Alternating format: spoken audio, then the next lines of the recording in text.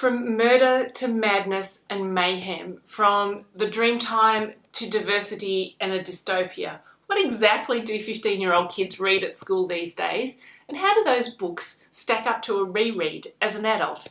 Hi, I'm Leah, and welcome to Hide and Seek, and welcome to my discussion on my son's Year 10 English reading lists for 2018. Now here in Australia, our school year coincides with the calendar year, so Paddy is about to enter Year 10, or fourth form. He is 15, going on 16, and like all 15-year-old boys, his literary tastes lean more Neanderthal man than, say, a Renaissance man, but that's okay. Now, of the 4 prescribed texts, I'm leaving the Bard alone. There are many greater Shakespearean scholars here on BookTube than I, and the Scottish play needs no dissection from me. Now, of the other 3 books on this list, 2 I had read previously and 1 was a new book to me. Now, of the 2 books I had read and I enjoyed rereading in January this year, both for my ReReadathon TBR, so I'll link my video up the top here and also link to Michael's channel down below. But the first one, and the one I think most appropriate for a group of 15-year-old boys, is Animal Farm by George Orwell. I loved rereading this book, and it definitely stood up to rereading as an adult in 2018. I think it's a fantastic book for a group of 15-year-old boys to read. I think the story is so exciting, and I think there is much to get by. There's enough humour, enough action, enough suspense to keep 15-year-old boys happy and interested. Yet enough subplot, enough context, enough imagery to make the discussion points very worthwhile. Now, Animal Farm and the quotes of all animals are created equal have just become through osmosis part of pop culture references, so the boys automatically will have an engagement with this particular story. I fell in love with George Orwell's writing, so much so that I'm very much looking forward to venturing deeper into his writing as a result of rereading this as an adult. I definitely will look more into his essays, and the Burma Days I think will sounds very interesting. Burmese Days. It's very lighty, so I think that will be very interesting as well. But I think George Orwell and Animal Farm is a great book with many messages that the boys can take from post-war Britain into modern day Australia, and I think it will be very interesting for them to read. Now, it almost breaks my heart to say that the next book I don't think is an appropriate book for a 15-year-old boy's class to reread. Now, I love this book, and it has been a favourite of mine for a long time. To Kill a Mockingbird by Harper. However, as I said, a group of 15-year-old boys is a Neanderthal of 15-year-old boys is the collective noun. I think, unfortunately, that the messages here will be lost to that grunt of testosterone.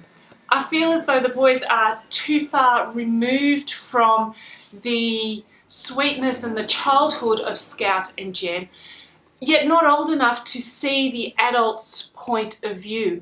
I think they will immediately latch onto the white saviour message and not actually see all the other multi-layered stories within this book.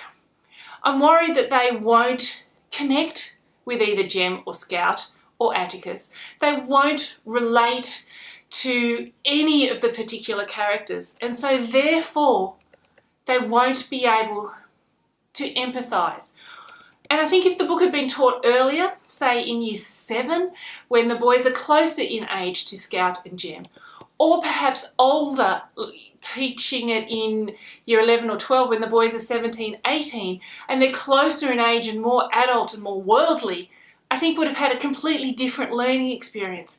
But I think at 15, they're right in that grey zone where they're neither the children nor the adults, and I'm just worried that the beauty of this will be lost purely on the white saviour narrative, and I think there's more to Kill a Mockingbird than that. So whilst I love the book, and I hope Paddy and I can have some good discussions, I'm just not sure it's the right book at the right time. And unfortunately, we've all had those experiences at school where we've read books that may have been fantastic books, but because we were prescribed them at the wrong time or because they had the right message, the message is lost. I would have liked to have seen that book replaced with even something like The Hate You Give. Imagine, very similar story, very similar discussion points, but imagine the difference you could have having those same discussions of right versus wrong, of killing of a black man, of all those stories, yet in a modern setting, still with a female narrator, but just so much more engaging for children of this day and age. I may be completely wrong. I hope I am, but we will see. And the third book that is on the list that I would like to talk about today is one I hadn't read before, and it's Riding the Black Cockatoo, a non-fiction story aimed at young adults to new adult readers, telling the story of John Denalis and his family who had a Aboriginal skull sitting on their mantelpiece for decades when he was growing up. Now, if you know nothing of Aboriginal culture, know this, that the Aboriginal people respect their elders, and especially their elders who have passed, with the utmost respect and dignity. And to have a remnant, a remain of a person just out in the open and not buried in sacred ground is perhaps the most disrespectful thing you can do to an Aboriginal cultural identity.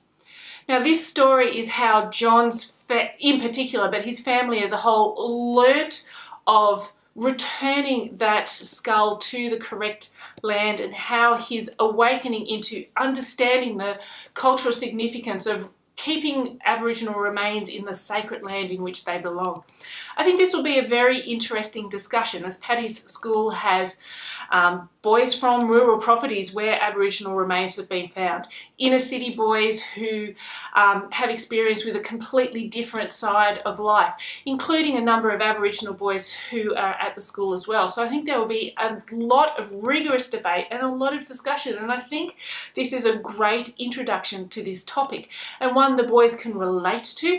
And I think the story is well written and engaging, and particularly for me as an adult, but also not neglecting the 15-year-old boy reading market. So there are the three books I'd like to discuss today. Have you read any of those? What do you think of To Kill a Mockingbird as a 15-year-old boy's read? I'm just not sure. What books did you read at school that you hated, but then went back and revisited at some point in your life? Now, I personally am going to revisit Tess of the D'Urbervilles this year, which I still has never read, even though it was one of my prescribed texts in Year 12, so we'll see how that goes. But thank you for watching, and have a fabulous day.